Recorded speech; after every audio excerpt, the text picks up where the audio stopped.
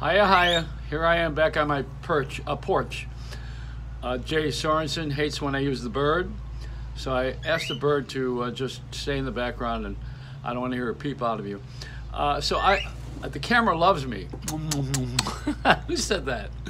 I don't know if the camera loves anybody. It's the selfie love is what it is. Yeah, it's narcissism.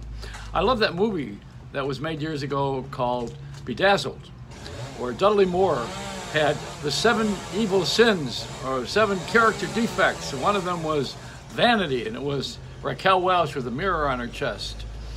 Hey, I was thinking, here's what needs to happen. Here's what needs to change. Listen to this one.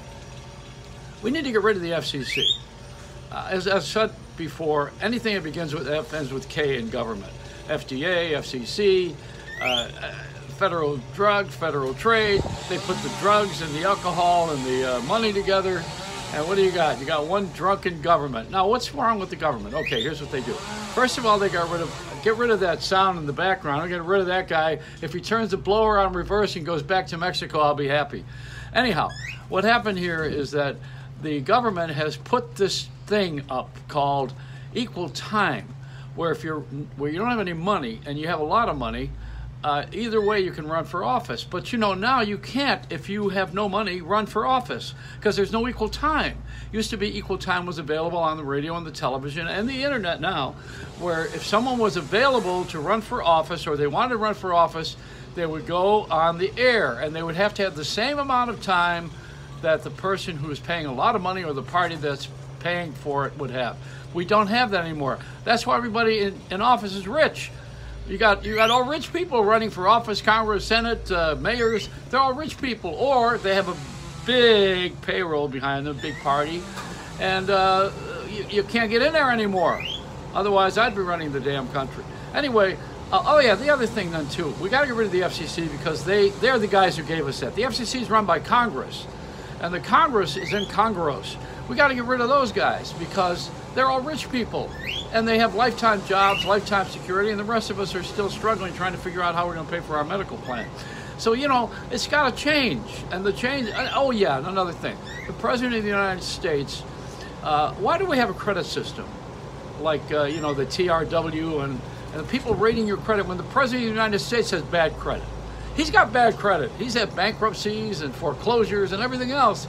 And yet he can go out and buy a plane, and a car and a country. And we're sitting here and we're struggling trying to get some money together so we can rent a house. That's the way it is. I mean, the top and the bottom are really very extreme.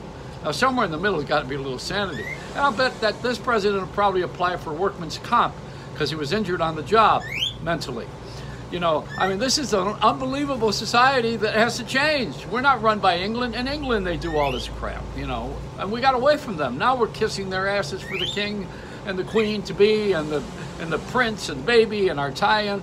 And I saw the opening of Aladdin today, the new Disney push, because Disney has a lot of money to push everything. And Aladdin now has a black genie. Well, come on, why don't they make it a woman? We should have a female genie, a Jeanette. Because the push is on. That's what I'm talking about. I never was. Listen, I'm not colorless. We were the last white family in a black neighborhood on North Division Street in Buffalo, New York. And I'm telling you, I used to kick my ass when I played with the black kids who were playing baseball. And if I was the minority. It's no fun being a minority. Nobody.